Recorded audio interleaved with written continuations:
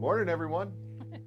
Say good morning, LG. Good morning, LG. All right. Hey, everybody. It's Ken coming to you live from the Reverend Guitar Circle R Ranch here in sunny, beautiful Toledo, Ohio. Sunny, beautiful, and a little bit chilly, LG. A lot bit chilly. Yeah, October hits, and just like that. I know, leaves on the ground. Yeah, boom. Yeah. 45 degrees. You know. Yeah, hard to believe, hard to believe. Oh, you guys, how excited are we? Look at this bad boy. This is this month's Wildwood exclusive 6 Gun HSS. Wildwood this year has been doing a run every month. We sat and figured this out last year. Yep. And did a custom run every month this year for these guys. A lot of sparkle stuff, a lot of really cool ones. Last month's was that blue sparkle airwave, which is just about a stunner. Yes. And then there was some, there was black sparkle descent. And then earlier this year there was a black sparkle version of the 6 Gun HSS with the Pal Ferroboard. Received a lot of questions at that time about maple fingerboards on this model, and of course, at the time I knew this was coming. Of course you did. Yeah, I know. And yeah, so here it is. There's a lot of cool features to go over with this guitar, but I mean, the 6 Gun platform has been around in one incarnation or another since 2007. I remember late 2007, we got 2 prototypes, and one of them was the natural one that I played around with in Polka Floyd for quite a while before I sold it. I just fell in love with it when I saw it, the Carina-bodied S-style thing. Pretty much every incarnation of the 6 Gun has had a T-style bridge pickup and then 2 single coils. For a couple years there, when we moved, when Joe designed the King Bolt body, which sort of narrowed in the Jetstream body a little bit, made it a little sleeker, a little more modern, and we decided to take the binding off of it. We did 3 traditional S-style Alnico single coils for a little while. And then that one never really took off, and that's okay. Possibly because there's a lot of guitars out there that have 3 single coils in it like that from a lot of different manufacturers. A lot and of it's them. not really our thing. Yeah. You know, I mean, we were offering the Carina-bodied version of that, which I think is kind of neat. Yep. But, and of course, with our hip and cool kick-ass offset waist retro styling that Naylor is famous for. So we went, I digress. We went back to doing the T-style bridge pickup beginning of last year, January 2019. And then Joe did a lot of fun colors on the Six Gun this year, the avocado, the medieval red, which I hold, which was new for us this year, which is really kind of cool. I always view the medieval red as we kind of, we did that really just that kick-ass burnt brick color for a year. And that color was really cool.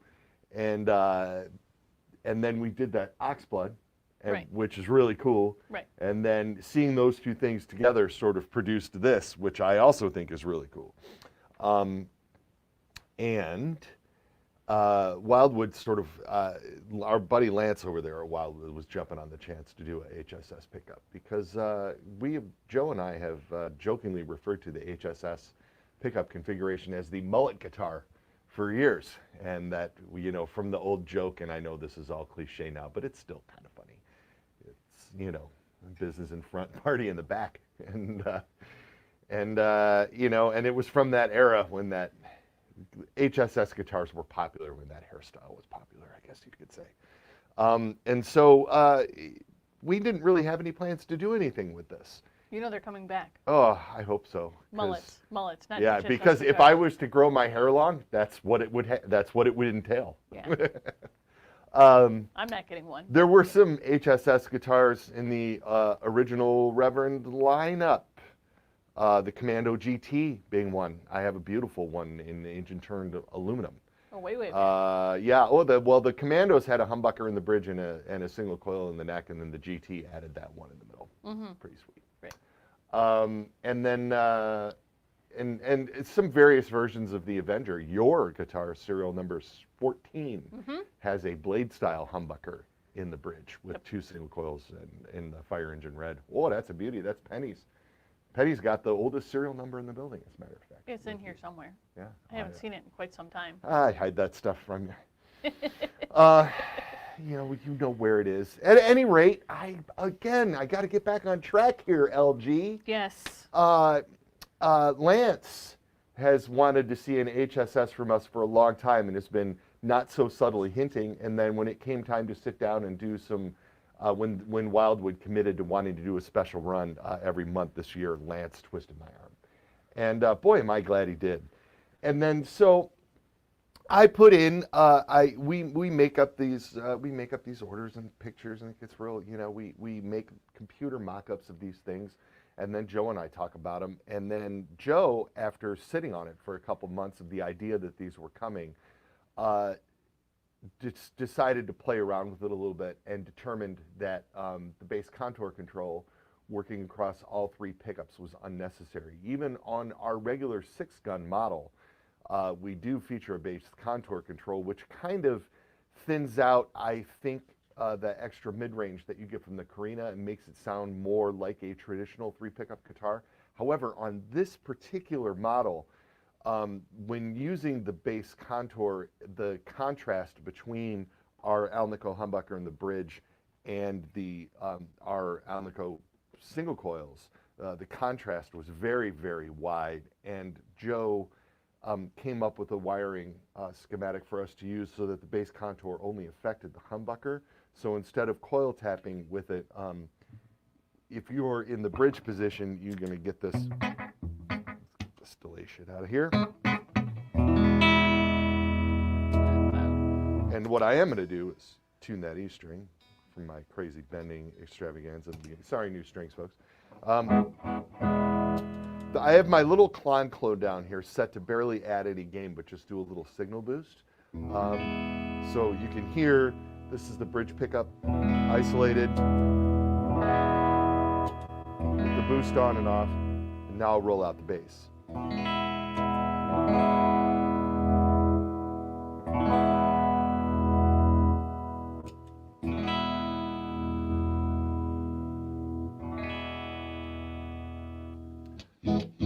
So in position 2, which is so very, very popular, you hear that. So that's position 2 with the bass contour all the way down, and we've just removed the bass from the bridge pickup. And that is about as traditional of an S-style tone.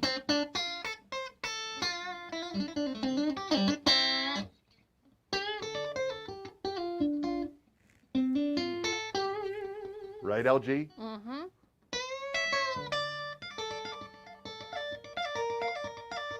Had to do it. And then rolling in that gives it a little more Reverend flavor while retaining the quack.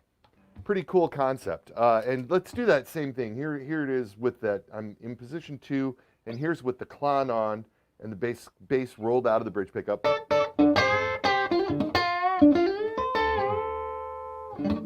Then put back in. Adds a little more grit to the clon.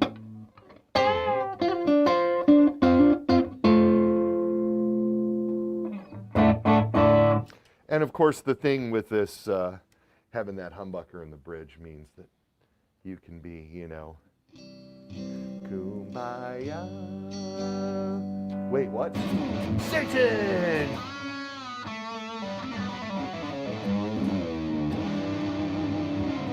I just went from kumbaya to Satan, just like that.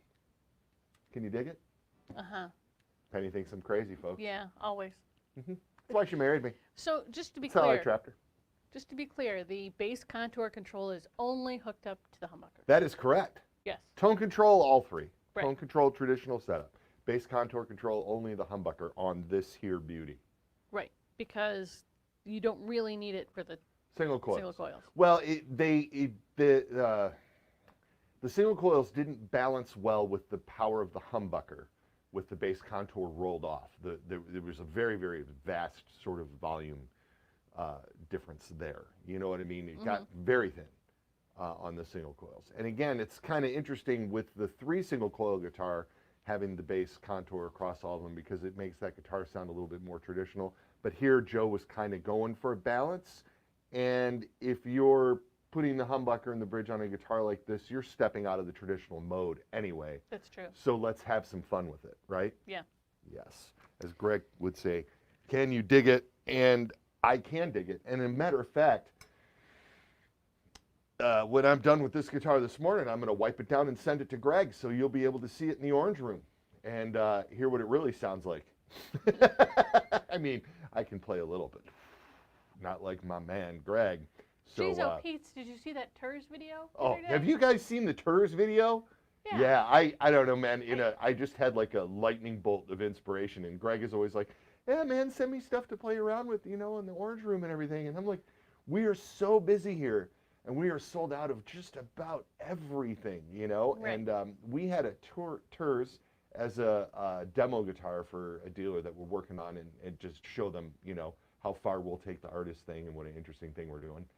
With that guitar in particular, and I sent it to Greg, and Greg just ripped a video on that bad boy. He really did. He really did. Yeah, it's fun. So yeah, check out Mr. Greg's news feeds if you want to see a ripping cool TERS video.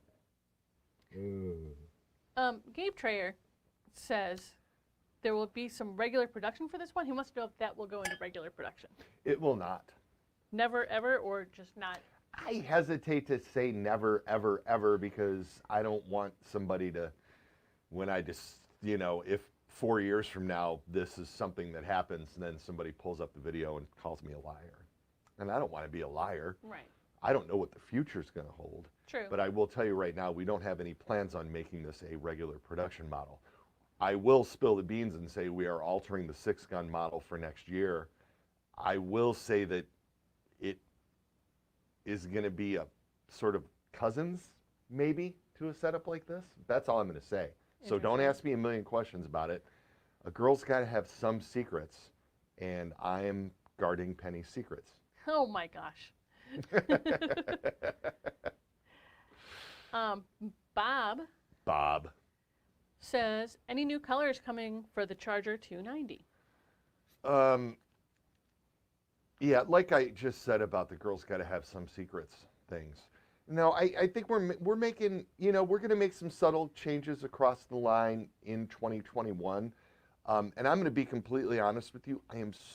We are so busy, and I'm just running from one thing to the next, and stuff is getting left behind. See, excuse me, I'm so tired.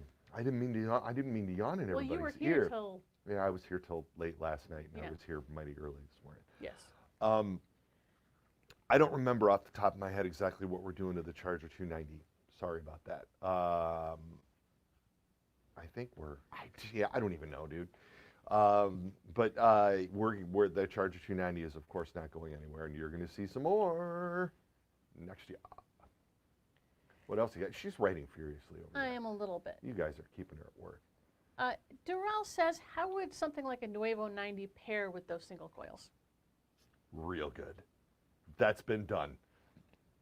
I've played 2 or 3 different of our customers' HSS guitars and HSH guitars with 2 Nuevo 90s and a single coil in the middle.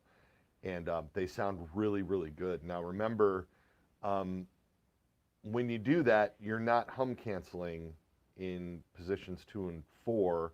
And you're not hum canceling in position 2 even here, because we don't split the humbucker in position 2. With the bass contour control, you can get that traditional position 2 tone like I just played for you a few minutes ago without splitting the humbucker.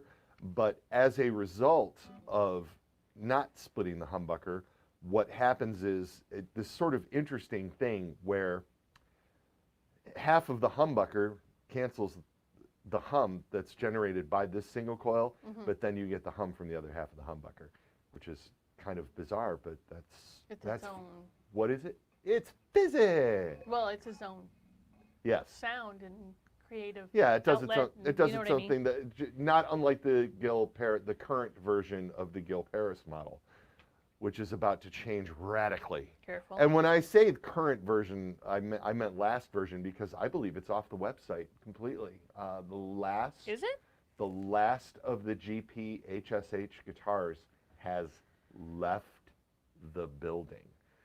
So if you are into that 6-gun HSH Gil Paris hardtail model, call your dealer and find one, baby. Oh, 'cause you're right. They are gone. It's not here. No, there's none here. There's a few, Wow. few strays hanging out at dealers, but other than that, it's gone. But have no fear, Gil isn't gone. Gil's not going anywhere. We're gonna just do something. Let's just say different for us. That's all you're gonna get out of me today.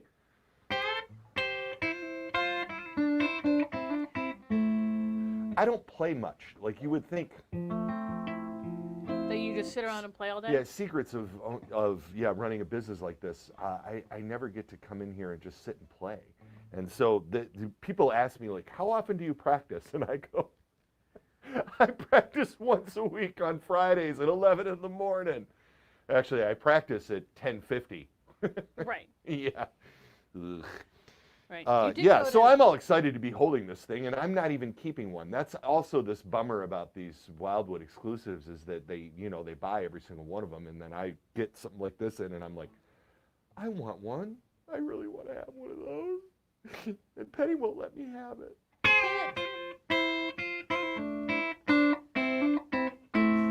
Yeah, it's You just can't keep everything. great sounding.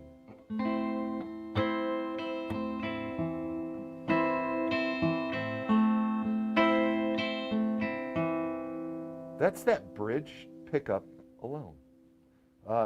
Let's run through the switches just with that little chord. Okay. thing. All right, here's the bridge by itself.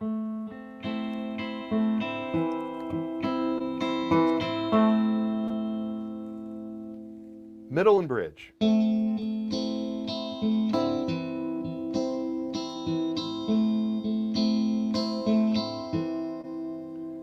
Middle.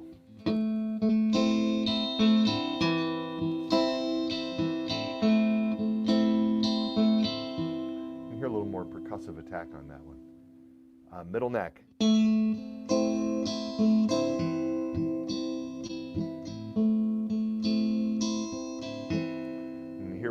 got a little softer on that one. And then neck isolated. Man,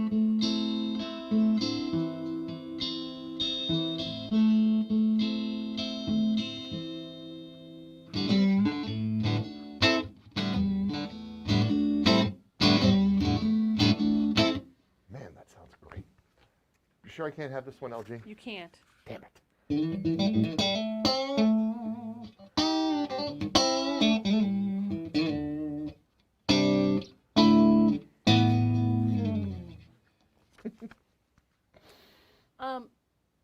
Look at me having fun.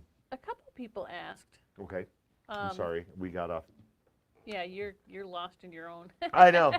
Yeah. Excuse me. I just went to the Bahamas there You for a did. second. A couple people asked about the Manta Ray. Manta They Ray. noticed it's off the site. Yeah. Is there a future for that guitar? There's a future for the Manta Ray, but it is the future for the Manta Ray is in flux. We have some ideas that we have not yet realized to their full capacity, and when we do, the Manta Ray will be back.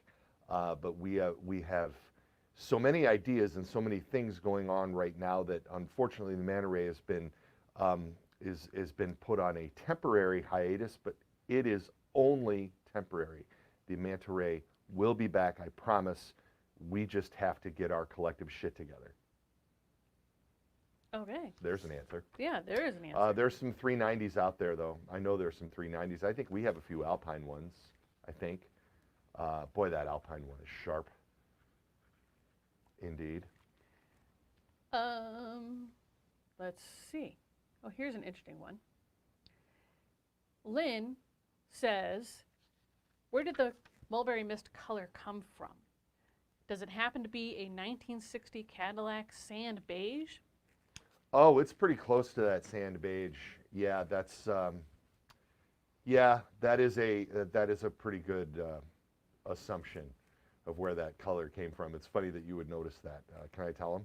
Go ahead. But my dad is off and on as the president of the National Cadillac LaSalle Club, and he's got a '57 Eldorado Brome and a '64 Eldorado convertible. I grew up with a '59 Sedan DeVille in the garage. Well, he worked for Cadillac. He worked for Cadillac for 40 years. Yeah. He works at the Cadillac Museum at the Gilmore Car Museum out in Kalamazoo, Michigan. I have been around Cadillac and everything Cadillac my entire life, and spent a lot of time looking at those Caddy colors.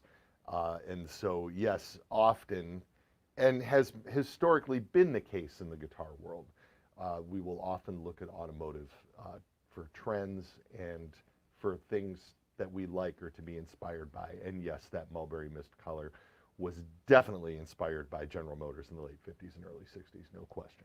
But sometimes it's like subliminal. It seems like with you and with Joe both. You guys come up with a cool color, and then it's like, oh wait, that's the blah blah blah from 19 blah blah blah. Indeed. Yeah. Joe thinks about that stuff hardcore. Yeah, I know. I mean, Joe really. I know he does. Yeah, for sure. There's no question. But. Kyle would like to know if there's any chance for more yellow flame maple finishes in the future. That yellow flame maple is sort of a natural flame maple, I believe, like a vintage clear, or we did some yellow tint flame maples for a long time. There's always a chance, you know. We're like I said, we just keep going. We just keep going forward here. Mm-hmm. I'm not sure what we're doing next year in a natural flame maple. I know something is slated for it, but I'm just not really sure off the top of my head. I know it's not the Roundhouse. There's always a chance. I don't know for sure what that would be off the top of my head. Man, it'd be neat to see the Reeves in that. It would be. That's not it, though. Dude, I could do this forever. They will too. I would like to see all of the guitars in all of the colors because I love them.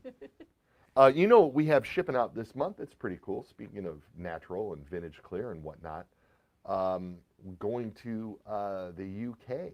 Yeah. We have Peach Guitars is getting natural gristle masters with black plastic. You're going to see those hitting the website and photos, and Greg will be playing one of those in the Orange Room here pretty quick in the next couple of weeks. Spilling the beans. Always something going on. Yes. Always something going on. Maybe I'll have one of those in here next week. Oh, that'd be fun. Oh, that would be fun. Yeah, you know what sucks though? Me playing Greg's guitar. I'm not being disparaging. I'm just saying, I'm just not the player that Greg is. You know what I mean? It The is fun a little, thing, it is people. little Ken shreds. Yeah, right, Ken shreds. People ask me if it's intimidating playing with Greg, and the honest answer is no. When the guy, there's like playing, or Gabrels too, for that matter. Geez, you do a lot of videos with Reeves. Is that intimidating? I mean, at first, yeah, I was mortified. I was like, I will never hold a guitar around one of these guys. And then you just get to the point where you're like, yeah, I'm never going to play like those guys ever in a million freaking years, no matter how much I practice. And so, and nobody expects me to. So that's fine. You know what I mean? But still, it's worse actually playing Greg's guitar with him. I guess what I'm saying is, it's worse playing it on my own than it is actually sitting next to him and doing it. You know what I mean? I feel more pressure. Well, nobody's looking at you when he's playing. Oh, you got that right. I mean, I love you, but I understand. These are facts. My favorite clinic moment of all time, honestly, was Greg and I were doing a clinic at Russo Music out in Asbury Park, and somebody asked to hear. I was taking questions, and some guy asked me, hey, I'd really like to hear the sound of, that pickup on that guitar. The guitar was on the wall behind me. And I went, oh, yeah, sure. And I grabbed it, and I went to plug it in, and he just yells out, no, the other guy. It was like, right, Greg?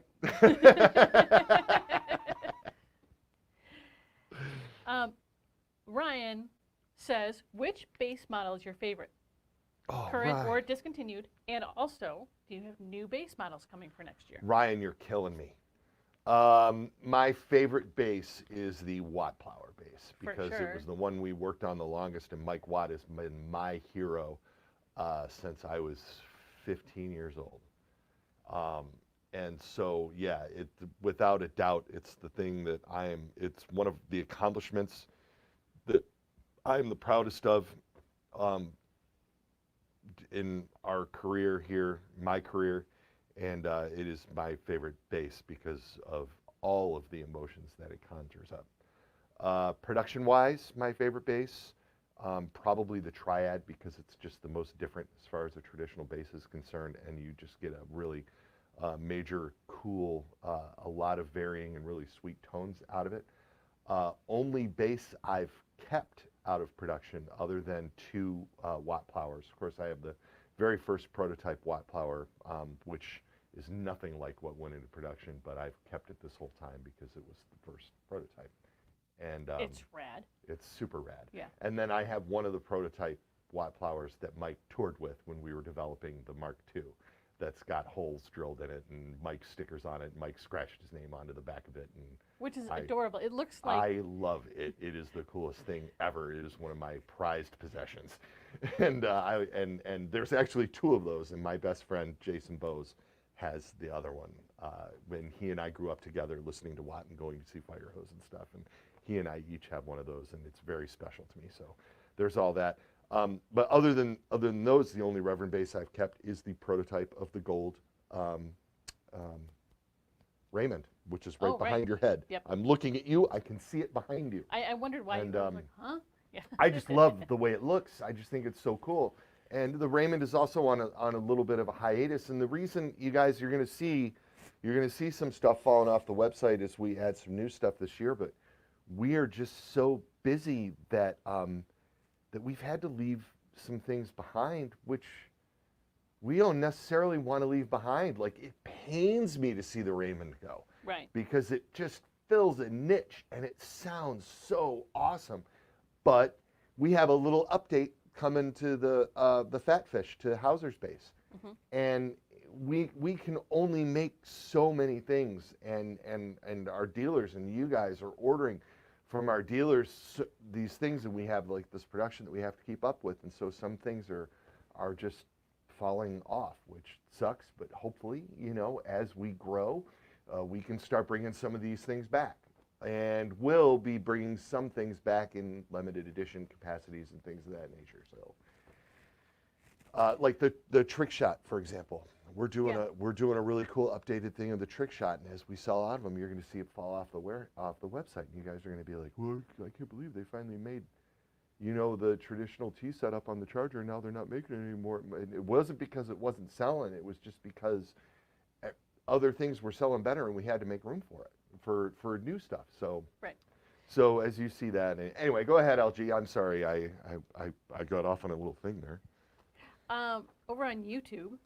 Over on YouTube, somebody wants me to play Fender Katanas. No, nobody wants you to play Fender Katanas. Bullshit. I know. Will there ever be a single coil sized rail hammer pickup? Yeah, that is the question for the ages. It is the question for the ages. No, I just, it's funny you would ask that. I just had this conversation with, I did the Guitar Nerds podcast a couple of days ago, and that might actually be out today. I'm not really sure. I don't think that there's a lot of lag time with those guys. Okay. Those guys asked me that question too about P90 sized, like soap bar versions of rail hammers and single coil versions of rail hammers. And here's the thing with that. It's an interesting question. It's a tough question to answer, but we don't have any plans on doing that right now. Naylor, when Joe creates something, he has a tendency to create something because he sees a need or a hole or in the industry offerings now, and wants to contribute something with his own voice to it.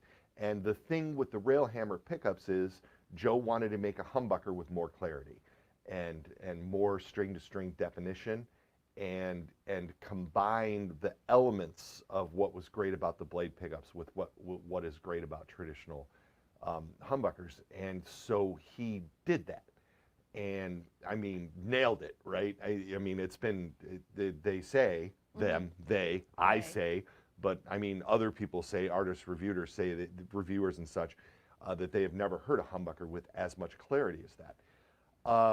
Clarity isn't necessarily an issue with single coils. The string-to-string definition is very, very good. There isn't a problem that having a rail underneath of the wound strings in a traditional single coil is going to solve. And if anything, it's going to sort of thin it out a little bit.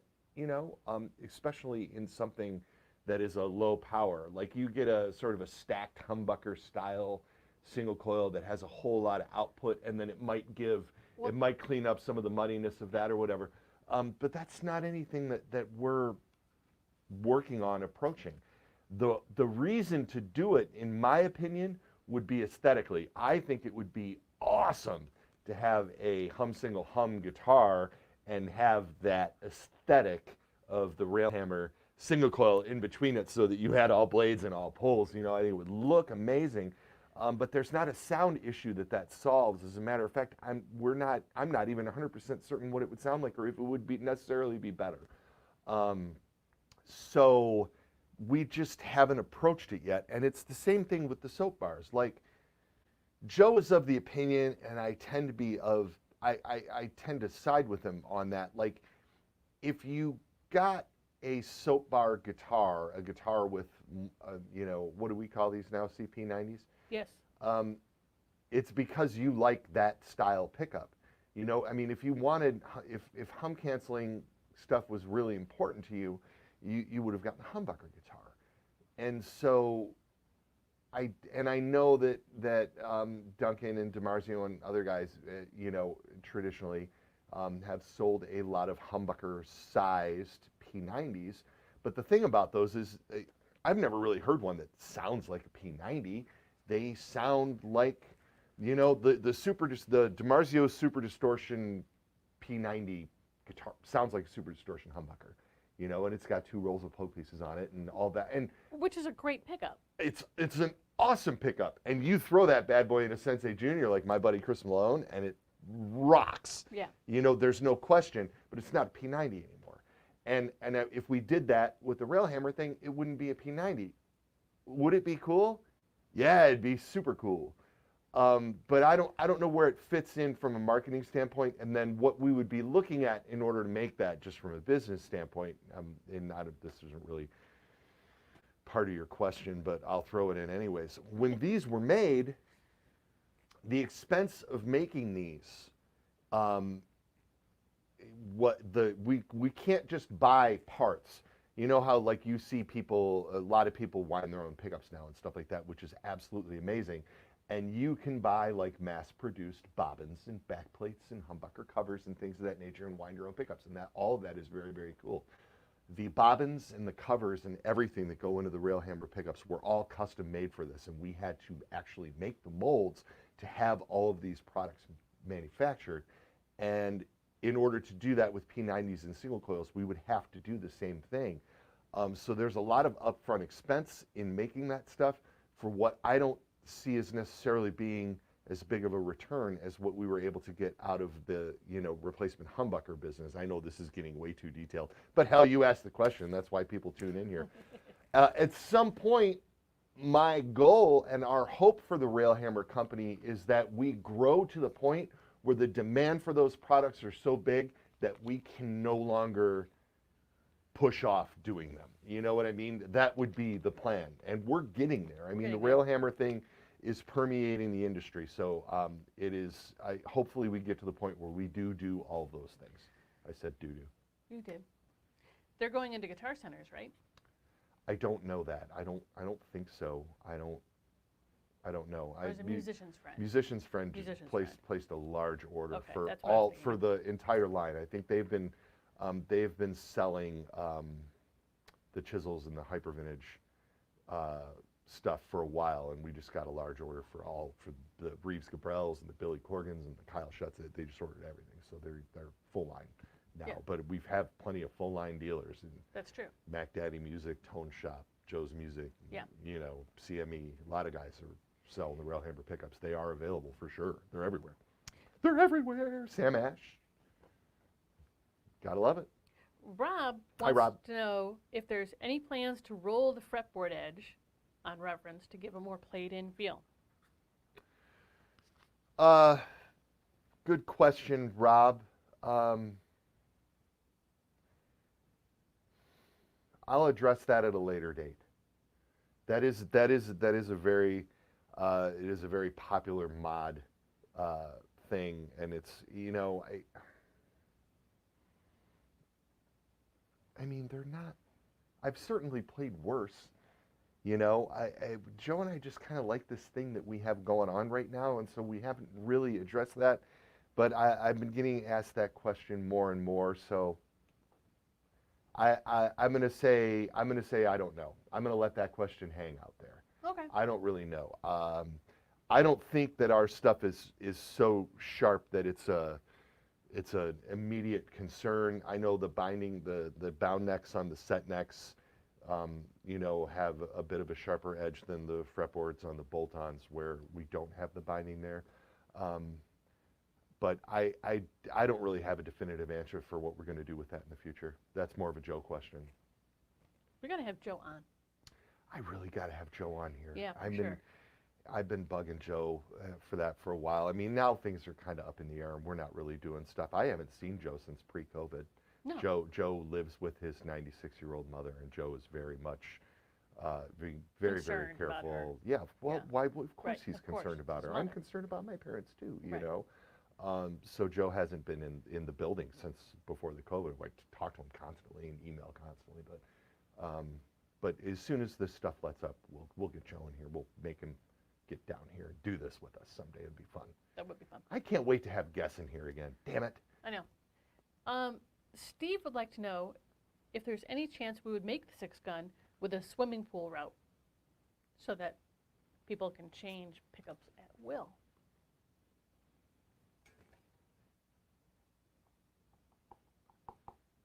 Yes. Is that yeah, a we're swimming good. pool? Yeah, we're good. You're good to go with that. Okay. The swimming pool route is a thing, you know. I know. My favorite era, I talk about other guitars all the time. Whatever. I don't care. It's the way it goes. My favorite era of the Fender American Standards are those late 80s through mid 90s version of that guitar with the swimming pool route, because they're more resonant than the ones that don't have it. You can hear it. I think it's great. I don't have a problem with that at all. And Joe, I believe, feels the same way, as we often use the swimming pool route. Heck, we route, you know, like on the East Side or S, we actually route a deeper area than you would normally need for the resonance around the neck joint, in order to have that neck resonate freely and really, really feel it. It's a thing, and we incorporate strategic chambering in a lot of the guitars for that. So, but the rule of thumb is the pick guard, right? I mean, the double behind you doesn't have one, because that's correct. But if with that big pick guard like that, yeah, like what you have we can there. play with it. Yep. Jose. Hello, Jose. Over on YouTube. Oh, the YouTubes. Would like to know the differences between the Manta Ray and the Manta Ray 390. The Manta Ray HB and the Manta Ray 390. Just pickups only. The Manta Ray HB humbuckers, 2 humbuckers, Manta Ray 390, 3 of our CP90 pickups. The Manta Ray HB just has a traditional 3-way switch to go between the 2 humbuckers, while the 390 does have a 5-way blade switch, so that you can get the same style switching that you get on this 3 pickup guitar. And but other than that, matched volume, matched tone, bass contour, chambered Carina body with maple top. Both have maple tops. Even the full painted ones have maple tops. 24 3/4 scale, 3+3 headstock. Cool guitars. They are out there, folks. They're out there, and they will be back. I promise. They'll be back. We can't leave the Manta Ray behind. We know that. We will. We need to address the set neck semi-hollow body, and it feels unusual to not have one in the lineup, but we will. We'll get there. Right. On that note, why don't you play us out? Hey, everybody. It was great to see. I hope everybody had a good time this morning, had as much fun as I had. And I was, my little 1-4-5 lick in A there comes from a band I play in called the Zimmerman Twins. And we have a new record coming out, and that is the solo section of the song Learning How to Land. And Learn How to Land is the name of the song, Learning How to Land. What the hell's wrong with me? I can't see the set list anymore anyway, so you know what I mean, unless it's way over there. When I play live, they put a set list in front of me, and I look at the bass players. Cue cards, cue cards. And but yes, and I don't play lead guitar in the Zimmerman Twins. I play slide, but I do get to rock a few leads on a few of the songs, and that is one of the ones that I get to do. And I had that little pull-off lick in it that I think is really cool. And so, and I knew it would sound good on the neck pickup of this guitar.